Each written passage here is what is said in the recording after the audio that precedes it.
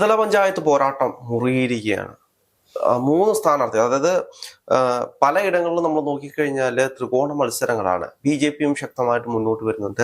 പ്രാദേശികമായിട്ട് ഒരുപാട് സ്വതന്ത്ര സ്ഥാനാർത്ഥികളുണ്ട്, വിമത സ്ഥാനാർത്ഥികളുണ്ട്. എല്ലായിടത്തും മത്സരം വളരെയധികം ശക്തമായി പോയിക്കൊണ്ടിരിക്കുന്ന ഒരു സാഹചര്യത്തിൽ ആർക്കായിരിക്കും ഈ ത്രിതല പഞ്ചായത്തിൽ മേൽക്കൈ, അതായത് മൊത്തത്തിൽ ഒരു മേൽക്കൈ കിട്ടാൻ സാധ്യതയുള്ള ആർക്കായിരിക്കും? ഇതുവരെയുള്ള ഒരു കണക്കുകൾ വെച്ച് നമുക്ക് മനസ്സിലാക്കാൻ സാധിക്കുന്നത് UDF ഇത്തവണ കുറച്ചുകൂടി നല്ല രീതിയിൽ അല്ലെങ്കിൽ മികച്ച ഒരു വിജയം കാഴ്ചവെക്കാൻ സാധിക്കുമെന്നാണ്. ഇത് പറയുമ്പോൾ പലരും തിരിച്ചോദിക്കും, രാഹുൽ മാങ്കൂട്ടത്തിൽ വിഷയം ഇത്രയും കത്തി നിൽക്കുമ്പോൾ എങ്ങനെയാണ് UDF ഇങ്ങനെ ഒരു വിജയം സാധ്യമാകുന്നത് എന്നുള്ളത്. പക്ഷെ നമ്മൾ ചിന്തിക്കേണ്ടത്, രാഹുൽ മാങ്കൂട്ടവുമായി ബന്ധപ്പെട്ടുകൊണ്ട് ആ ഒരു സമയത്ത് അല്ലെങ്കിൽ ആ ഒരു ഫസ്റ്റ് തുടക്കത്തിൽ ആ ഒരു ഒന്ന് വാർത്തയല്ലാതെ അതിനപ്പുറത്തേക്ക് മറ്റൊരു രീതിയിലുള്ള ഒരു ചർച്ചകളോ അല്ലെങ്കിൽ ജനങ്ങളെ ബാധിക്കുന്ന വിഷയം ഇതല്ല എന്നുള്ളത് പൊതുജനങ്ങൾ മനസ്സിലാക്കി കഴിഞ്ഞിരിക്കുകയാണ്. പൊതുജനങ്ങളെ ബാധിക്കുന്ന രീതിയിലുള്ള ഒരുപാട് വിഷയങ്ങൾ കേരളത്തിൽ നടക്കുന്നുണ്ട്, രാഷ്ട്രീയ കേരളത്തിൽ സംഭവിക്കുന്നുണ്ട്. പ്രധാന കാരണം ഈ പറയുന്ന LDF-നോടുള്ള ഭരണവിരുദ്ധ വികാരം ജനങ്ങൾക്കിടയിൽ അലയടിക്കുന്നുണ്ട് എന്നുള്ളത് നമുക്ക് കഴിഞ്ഞ കുറച്ച് നാളുകളെ നമ്മൾ കണ്ട ലോക്സഭാ തെരഞ്ഞെടുപ്പാണെങ്കിലും അതിനപ്പുറത്തേക്ക് പലതവണയായിട്ട് കണ്ട ഉപതെരഞ്ഞെടുപ്പുകളാണെങ്കിലൊക്കെ നമുക്ക് മനസ്സിലാക്കാൻ സാധിക്കും. അതിനകത്തൊക്കെ തന്നെയും LDF സൈഡാക്കിക്കൊണ്ട് UDF വലിയൊരു മുന്നേറ്റം കാഴ്ചവെക്കുന്നതൊക്കെ നമ്മൾ കണ്ടതാണ്. ലോക്സഭാ തെരഞ്ഞെടുപ്പ് നടന്നപ്പോൾ പോലും 20 സീറ്റുകളിൽ 18 UDF പിടിച്ചുകൊണ്ട് ഒരു സീറ്റിലേക്ക് LDF ഒതുക്കുന്നതൊക്കെ നമ്മൾ കണ്ടു. കഴിഞ്ഞ കൊല്ലവും അതിനു മുമ്പത്തെ വർഷവും അങ്ങനെ തന്നെ ആയിരുന്നു. പക്ഷേ UDF സംബന്ധിച്ച് നോക്കുകയാണെങ്കിൽ ആ ഒരു തെരഞ്ഞെടുപ്പ് കഴിഞ്ഞ ഒരു നിയമസഭാ തെരഞ്ഞെടുപ്പിന്റെ സമയത്തൊക്കെ വലിയ രീതിയിൽ തോൽവി ഏറ്റുവാങ്ങിക്കൊണ്ട് സൈഡായിരിക്കുന്നതൊക്കെ നമ്മൾ കണ്ടു. 9.5 വർഷത്തോളം LDF ഭരണം കൈവരിക്കാനുള്ള പ്രധാന കാരണം എന്ന് പറയുന്നത് UDF പ്രവർത്തനങ്ങളിൽ അല്ലെങ്കിൽ പ്രതിപക്ഷ സ്ഥാനത്തിരുന്നുകൊണ്ട് UDF ചെയ്യുന്ന പല കാര്യങ്ങളും ചെയ്യാൻ സാധിക്കാതെ പോയി, അല്ലെങ്കിൽ ഒരുപക്ഷെ ഭരണപക്ഷത്തെ വിമർശിച്ചുകൊണ്ട് പറഞ്ഞ പല കാര്യങ്ങളും പലരും ശ്രദ്ധിക്കാതെ പോയി എന്നുള്ളതാണ്. അതിനെല്ലാം മാറ്റം വരുത്തിക്കൊണ്ട് പുതിയ സ്ട്രാറ്റജി അല്ലെങ്കിൽ പുതിയ യുവതലമുറയെ മുൻനിർത്തിക്കൊണ്ടുള്ള പുതിയ പദ്ധതികളൊക്കെ ആവിഷ്കരിച്ചുകൊണ്ടാണ് UDF ഈ ഒരു തവണത്തെ തെരഞ്ഞെടുപ്പ്. പക്ഷേ നമ്മൾ നോക്കിക്കഴിഞ്ഞാൽ പ്രാദേശിക തലത്തിൽ LDF ഇപ്പോഴും ശക്തരാണ്. ഈ പറയുന്ന പ്രാദേശിക തലത്തിൽ LDF ശക്തരാണെന്ന് പറയുമ്പോൾ അതിന് തുടക്കം അല്ലെങ്കിൽ കഴിഞ്ഞ കുറച്ച് ദിവസങ്ങളിലായിട്ട് വാർത്തകളിൽ നിറഞ്ഞു നിന്നിരുന്നു, എതിരില്ലാതെ LDF വിജയമുണ്ട് എന്നൊക്കെ പറഞ്ഞുകൊണ്ട്. പക്ഷെ കണ്ണൂരാണെന്നും കണ്ണൂർ എങ്ങനെയാണ് ആ ഒരു വിജയം LDF കിട്ടാൻ സാധ്യതകൾ എന്നുള്ളതും നമുക്കറിയുന്ന കാര്യം തന്നെയാണ്. അതുകൊണ്ട് ആ ഒരു അർത്ഥത്തിൽ നമുക്ക് പറയാൻ സാധിക്കില്ല. പിന്നെ ഇപ്പോ അങ്ങനെ ഈ പറയുന്നത് പോലെ പ്രാദേശിക തലത്തിൽ LDF മേൽക്കൈ ഉണ്ടെന്ന് പറയുമ്പോഴും പലരും സാധാരണ ജനങ്ങൾക്കിടയിലേക്ക് നമ്മൾ ഇറങ്ങി ചെന്ന് ചോദിക്കുമ്പോൾ അവർ പറയുന്നത് എങ്ങനെയെങ്കിലും ഈ ഒരു സർക്കാർ മാറിയാൽ മതിയായിരുന്നു, നമുക്കൊരു മാറ്റം വേണം. എപ്പോഴും ഒരാൾ തന്നെ ഭരിച്ചുകൊണ്ടിരുന്നാൽ ആ ഭരണം എത്ര നല്ലതാണെന്ന് പറഞ്ഞാലും ഇത്രയും വർഷമാകുമ്പോൾ സ്വാഭാവികമായും വരുന്ന ഒരു മടുപ്പ് ജനങ്ങൾക്കിടയിലുണ്ട്. അതിനപ്പുറത്തേക്ക് പെൻഷൻ വൈകുന്നതായിട്ടാണെങ്കിലും അല്ലെങ്കിൽ ഈ പറയുന്ന വീണ വിജയനുമായി ബന്ധപ്പെട്ടുള്ള വിഷയങ്ങളാണെങ്കിലും അല്ലെങ്കിൽ ഏറ്റവും ഒടുവിലായി കഴിഞ്ഞ ദിവസങ്ങളിൽ മസാല ബോണ്ടുമായി ബന്ധപ്പെട്ടുള്ള വിഷയങ്ങളാണെങ്കിലും യഥാർത്ഥത്തിൽ LDF ഒരു പൂർണ്ണമായും ഒരു തകർച്ചയിലേക്ക് പോകുന്ന ഒരു രീതിയിലേക്കാണ് നമ്മൾ കണ്ടുവരുന്നത്. പക്ഷെ ഇതൊക്കെ പ്രാദേശിക രാഷ്ട്രീയത്തിൽ എത്രത്തോളം പ്രാവർത്തികമാകുമെന്നൊരു ചോദ്യം അവിടെ ബാക്കിയല്ലേ? നേരത്തെ എന്നൊക്കെ പറഞ്ഞു കഴിഞ്ഞാൽ ഒരു പാർട്ടി, ഇപ്പൊ LDF ആയാലും UDF ആയാലും അല്ലെങ്കിൽ ഒരു പാർട്ടിയെ തന്നെ ആ ഒരു പ്രസ്ഥാനത്തെ സ്നേഹിച്ചുകൊണ്ട് അവർക്ക് വോട്ട് ചെയ്യുന്ന ആര് നിന്നാലും ആ ഒരു പാർട്ടിക്ക് മാത്രമേ കുത്തൂ എന്ന് പറഞ്ഞുകൊണ്ട് നിന്നിരുന്ന ഒരു കൂട്ടം ആളുകൾ ഉണ്ടായിരുന്നു. ഇപ്പൊ അതിൽ നിന്ന് മാറി തങ്ങൾക്ക് ഏതാണോ ഗുണം നൽകുന്നത് അതിനപ്പുറത്തേക്ക് പൊതുജനങ്ങൾക്ക് തന്നെ അറിയാം ഈ ഒരു തദ്ദേശ തെരഞ്ഞെടുപ്പ് അടുത്തൊരു നിയമസഭാ തെരഞ്ഞെടുപ്പിലേക്കുള്ള ഒരു സെമി ഫൈനലാണ് എന്നുള്ളത്. അതുകൊണ്ട് തന്നെ ഈ ഒരു തെരഞ്ഞെടുപ്പിന്റെ റിസൾട്ട് വലിയ രീതിയിൽ നിയമസഭാ തെരഞ്ഞെടുപ്പിന് ബാധിക്കാൻ സാധ്യത കൂടുതലാണ്. അത് ജനങ്ങൾക്ക് ഇത്രയും നാള് അല്ലെങ്കിൽ കഴിഞ്ഞ തവണകൾ ഇതേ സമയം തന്നെ നമ്മൾ നോക്കുകയാണെങ്കിൽ കഴിഞ്ഞ പ്രാവശ്യവും നമ്മള് പാർലമെന്റ് തെരഞ്ഞെടുപ്പിലേക്ക് നോക്കിക്കഴിഞ്ഞാൽ UDF അനുകൂലമായിട്ട് പദം.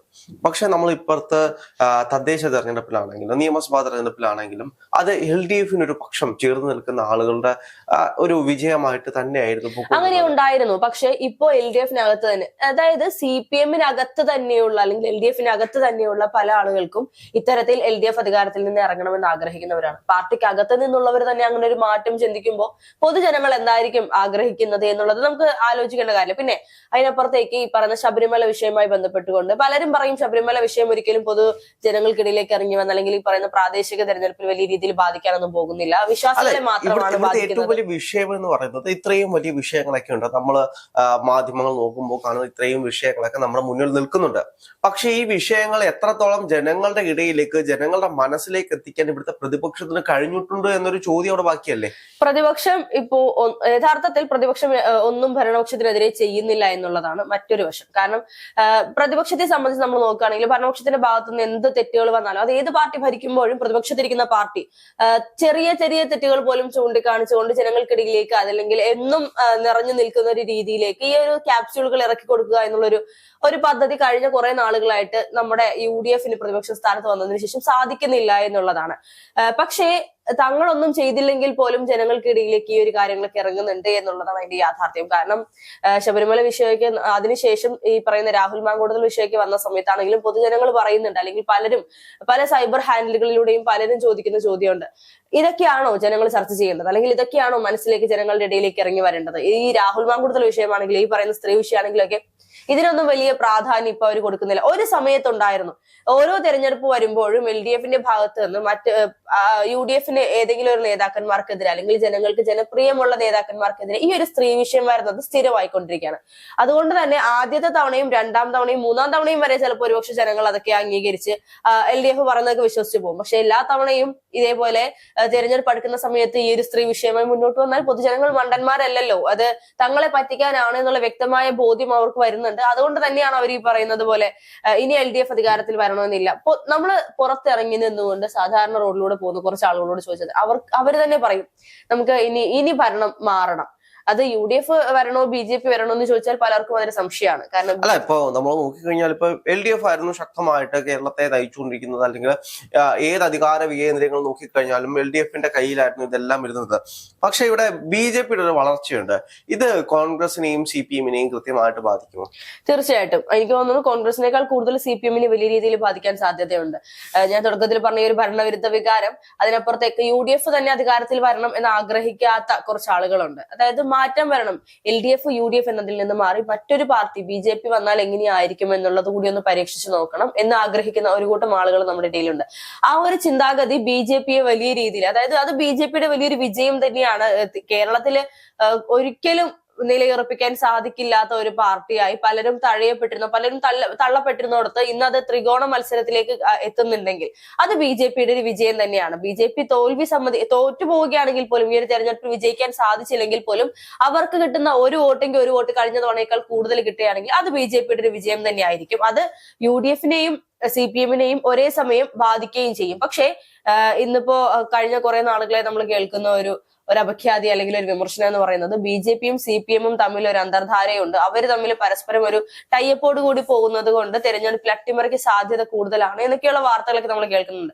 അത് എത്രത്തോളം യാഥാർത്ഥ്യമാണ് അല്ലെങ്കിൽ എത്രത്തോളം പ്രാവർത്തികമാക്കാൻ സാധിക്കും എന്നുള്ളത് തെരഞ്ഞെടുപ്പ് കഴിയുമ്പോൾ മാത്രമാണ് നമുക്ക് മനസ്സിലാക്കാൻ സാധിക്കും. പക്ഷേ LDF-നെ സംബന്ധിച്ച് ഈ തെരഞ്ഞെടുപ്പ് അവർ അധികാരത്തിൽ വരാൻ സാധിച്ചില്ല, അല്ലെങ്കിൽ കിട്ടുന്ന ഒരു വോട്ടിനെങ്കിലും പ്രതിപക്ഷത്തെ അത്രത്തോളം സ്വാധീനം ചെലുത്താൻ സാധിക്കാത്ത ഇടങ്ങളിൽ പോലും LDF-ന് വോട്ട് ഷെയർ കുറയുന്നുണ്ടെങ്കിൽ അതിനർത്ഥം പിണറായി വിജയന്റെ ഭരണത്തിൽ നേരത്തെ ഉണ്ടായിരുന്നതിനേക്കാൾ ഒരു പടി മുകളിൽ ആളുകൾ വെറുത്തു തുടങ്ങി, അല്ലെങ്കിൽ ഇനിയും LDF ഭരിച്ചാൽ ഒരുപക്ഷെ CPM-നെ അല്ലെങ്കിൽ LDF-നെ കേരളത്തിൽ നിന്നും പൊതുജനങ്ങൾ തന്നെ തുടച്ചു നീക്കുമെന്നുള്ളതാണ്. നമ്മുടെ മറ്റ് സംസ്ഥാനങ്ങളിലൊക്കെ നമ്മൾ കണ്ടതുപോലെ ഈ ജൻസി എന്ന് പറഞ്ഞ് മാറ്റി നിർത്തുന്ന ഒരു കൂട്ടം ആളുകളുണ്ടല്ലോ, അവരെല്ലാവരും തന്നെയും തീർച്ചയായും ഈ ഒരു നിയമത്തിന് അല്ലെങ്കിൽ ഈ പറയുന്നത് പോലെ ഈ ഒരു ഭരണത്തിനെതിരെ പ്രവർത്തിക്കുമെന്നും അത് തീർച്ചയായും CPM-നെ താഴെ ഇറക്കുമെന്നുള്ളത് തന്നെയാണ്. തദ്ദേശ തെരഞ്ഞെടുപ്പിൽ ഇനി 9-12 ദിവസങ്ങളിലായി വളരെ ചുരുക്കം ദിവസങ്ങൾ മാത്രമേ ഇനി ബാക്കിയുള്ളൂ നമ്മുടെ മുന്നിൽ.